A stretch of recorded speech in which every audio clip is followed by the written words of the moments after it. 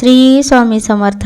प्रत्येकाचं कुलदैवत हे वेगवेगळं असतं. कुलदैवतेच्या या 4 गोष्टी आपण करायलाच हव्यात.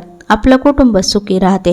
तुम्ही तुमच्या कुलदैवतेची नियमित उपासना करता का? कुलदैवतेची सेवा कशी करावी याबद्दल तुम्हाला काही माहिती आहे का? काही माहिती असो किंवा नसो, पण 4 गोष्टी अशा आहेत ज्या तुम्हाला माहीत असायलाच हव्या आणि त्या तुम्ही कुलदैवतेसाठी करायलाच हव्या.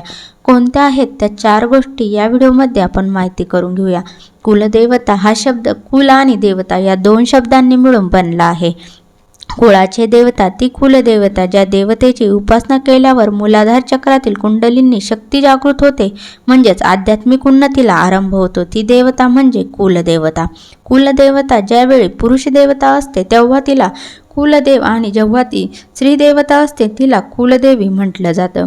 ही झाली कुलदैवतेबद्दलची प्राथमिक माहिती. पण कुलदेवतेची सेवा करणे का गरजेचे आहे? तर आपल्या कुलाची देवता ही आपलं रक्षण करत असते आणि म्हणूनच आपल्या कुटुंबामध्ये किंवा आपल्या कुळामध्ये सगळं सुरळीत चालावं यासाठी आपल्याला कुलदेवतेची उपासना करणं आवश्यक असतं. मुलांचे शिक्षण असतील, लग्न असतील, आपल्या घरातील आजारपण असतील, या सगळ्यांमागे बऱ्याचदा कुलदेवतेची उपासना व्यवस्थित न होणे, कुळाचार व्यवस्थित न होणे ही सुद्धा कारणं असू शकतात. आपल्या कुळाची आई आपल्या कुळाचा देव तो आपल्या संपूर्ण कुटुंबाचा पावलोपावली रक्षण करत असतो आणि म्हणूनच त्यांची सेवा आणि उपासना होणे हे तितकंच आवश्यक आहे. त्यांची सेवा उपासना कशी करावी? फार काही करता आलं नाही तरी या 4 गोष्टी आपण मात्र करायलाच हव्या आणि त्यातली पहिली गोष्ट म्हणजे कुलदेवतेची मूर्ती, टाक किंवा फोटो यापैकी एक काहीतरी तुमच्या घरामध्ये असायलाच हवं. तुमच्याकडे पूर्वापार चालत आलेले कुलदेवतेचे टाक असतील तर अतिउत्तम. पण काही जणांकडे टाक नसतील तर तुम्ही कुलदेवतेची मूर्ती किंवा कुलदेवतेचा फोटो घरातल्या देवघरात ठेवायलाच हवा आणि नुसता ठेवायचा नाही तर त्याची नियमित भक्तिभावाने पूजासुद्धा करायची आहे. दुसरी गोष्ट म्हणजे रोज कुलदेवीच्या मंत्राचा जप कमीत कमी 1 माळ तरी करावा. तुमचं कोणतीही कुलदेवी असेल तरी त्या देवीचा एक मंत्र असतो आणि त्या मंत्राचा जप तुम्ही कमीत कमी 1 माळ तरी करावा. समजा तुमची कुलदेवता आहे श्री महालक्ष्मी देवी, तर श्री महालक्ष्मी देवी नमः असा नामजप तुम्ही नियमित करावा. विवाहित स्त्रीने सासरच्या कुलदेवतेचा नामजप करावा. आता ज्यांच्याकडे कुलदेव आणि कुलदेवी असे दोन्ही असतील त्यांनी कुलदेवीचा नामजप नियमित करावा. आता जर कुलदेवता ठाऊकच नसेल किंवा कुलदेवता आहे आमची कोणती आहेत ते आम्हाला माहीतच नाहीत तर आम्ही काय करायचं? तर तुम्ही कुलदेवताय नमः असा नामजप करावा. हा नामजप श्रद्धेने केल्यास कुलदेवतेचे नाव सांगणारं कुणीतरी नक्कीच भेटतं.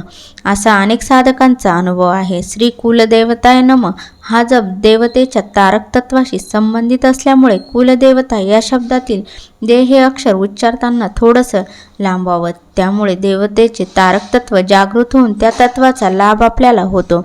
आता वळूया तिसऱ्या गोष्टीकडे. तिसरी गोष्ट म्हणजे कुलदेवतेच्या वारी आपण उपवास करायचा आहे. खास करून विवाहित महिलांनी या दिवशी उपवास करावा. तो संपूर्ण कुटुंबाला लाभदायक ठरतो. जर तुम्हाला कुलदेवीचा वार माहीत नसेल तर मंगळवारी तुम्ही उपवास करू शकतात, कारण मंगळवार हा देवीचा वार आहे. शेवटची गोष्ट म्हणजे वर्षातून एकदा तरी संपूर्ण कुटुंबाने कुलदेवीचे दर्शन घ्यावं आणि घरातल्या विवाहित महिलांनी देवीचे दर्शन घेतल्यावर देवीची ओटी अवश्य भरावी. आपल्या आध्यात्मिक उन्नतीसाठी ज्या देवतेची उपासना आवश्यक असते अशा कुळातच भगवंत आपल्याला जन्माला घालतो. त्या देवतेला कुळाची कुलदेवता म्हणतात.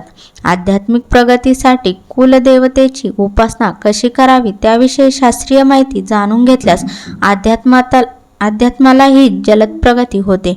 कुलदेवतेची उपासना करूनच आध्यात्मिक आणि हिंदवी स्वराज्याची स्थापना करून व्यावहारिक उन्नती झाल्याचे सर्वज्ञात उदाहरणं म्हणजे छत्रपती शिवाजी महाराज. तुळजापूर येथील भवानी माता ही त्यांची कुलदैवत होती.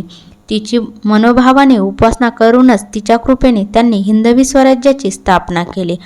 मग तुम्ही सुद्धा तुमच्या कुलदेवतेची उपासना करताना या 4 गोष्टी नक्की करा. व्हिडिओ आवडल्यास लाईक, शेअर, कमेंट देखील करा. श्री स्वामी समर्थ. जय जय स्वामी समर्थ.